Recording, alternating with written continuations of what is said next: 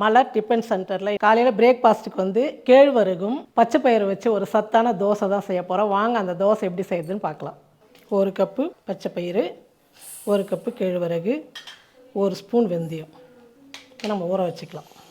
கேழ்வரகு, பச்சை பயிறு, வெந்தயம்லாம் வந்து ஒரு 5 மணி நேரம் நல்லா ஊற வச்சு எடுத்துக்கிட்டோம். இப்போ மிக்சியில் போட்டு நைஸாக அரைச்சி எடுத்துக்கலாம். ரொம்ப நைஸாக அரைக்கணும். இப்போ மிக்சியில் வந்து இதெல்லாம் சேர்த்துட்டு நல்லா நைஸாக அரைச்சிக்கலாம். இது கூட வந்து நம்ம என்னென்ன சேர்க்கலாம் பார்க்கலாம். ஒரு 1/4 முடி தேங்காய் வந்து நல்லா துருவி எடுத்துக்கிட்டால் அதை சேர்த்துக்கலாம். 2 வரமிளகா, ஒரு 1/2 ஸ்பூன் வந்து சீரகம், கருவேப்பிலை கொஞ்சம், கொத்தமல்லி கொஞ்சம். இப்போ இதை நல்லா நைஸாக அரைச்சி எடுத்துக்கலாம். பாருங்கள், நல்லா நைஸாக இந்த மாதிரி அரைச்சி எடுத்துக்கணும். இது வந்து ஒரு பாத்திரத்தில் மாற்றிக்கலாம். மிக்ஸி ஜார் வந்து கழுவி கொஞ்சமாக தண்ணி சேர்த்துக்கலாம். நமக்கு எந்த அளவுக்கு தண்ணி தேவையோ அந்த அளவுக்கு தண்ணி சேர்த்துக்கலாம். கொஞ்சம் தண்ணியாக இருந்தால் நல்லாயிருக்கும். நைஸாக ஊற்றினா தான் முறு நல்லா வரும். தேவையான அளவுக்கு உப்பு சேர்த்துக்கலாம். இந்த மாவு வந்து நல்லா கலந்துட்டு ஒரு ஓரமாக எடுத்து வச்சுட்டு நம்ம சட்னி செஞ்சுக்கலாம். நம்ம இந்த சிறுதானிய தோசைக்கு வந்து கார சட்னி ஒரு அருமையாக செய்ய போகிறோம். 3 வரமிளகா, ஒரு 10 பல்லு பூண்டு, ஒரு வெங்காயம், 3 தக்காளி. தக்காளி வந்து எப்பவுமே அதிகமாக சேர்த்துக்கணும். தேவையான அளவுக்கு உப்பு சேர்த்து நல்லா நைஸாக அரைச்சிக்கலாம். பாருங்கள், சட்னிக்கு வந்து இந்த மாதிரி அரைச்சி எடுத்துக்கணும். இப்போ நம்ம தாளிச்சிக்கலாம். கார சட்னிங்கெலாம் வந்து நல்லெண்ணெய் தாளிச்சிங்கன்னா ரொம்ப டேஸ்ட்டாக இருக்கும். நல்லெண்ணெய் ஒரு 2 ஸ்பூன் 3 ஸ்பூன் சேர்த்துக்கலாம். தாளிப்புக்கு சீரகம், கடுகு கொஞ்சம் சேர்த்துக்கிறேன். கடுகு பொரிஞ்சிடுச்சு. உளுத்தம் பருப்பு ஒரு 1/2 ஸ்பூன் சேர்த்துக்கலாம். கருவேப்பிலை கொஞ்சம் சேர்த்துக்கலாம்.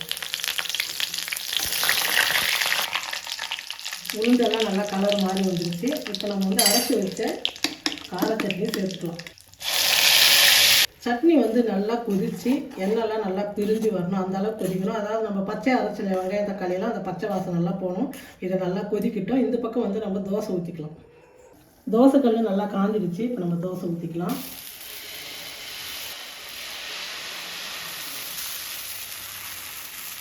இப்போ இதில் வந்து நம்ம நெல்லெண்ணெய் ஊற்றி செஞ்சிங்கன்னா அவ்வளோ டேஸ்ட்டாக இருக்கும். உடம்புக்கும் நல்லது. அந்த தோசை வந்து ஒரு பக்கம் வந்துடுச்சு. நல்லா சூப்பராக வந்துருக்கு இந்த தோசை.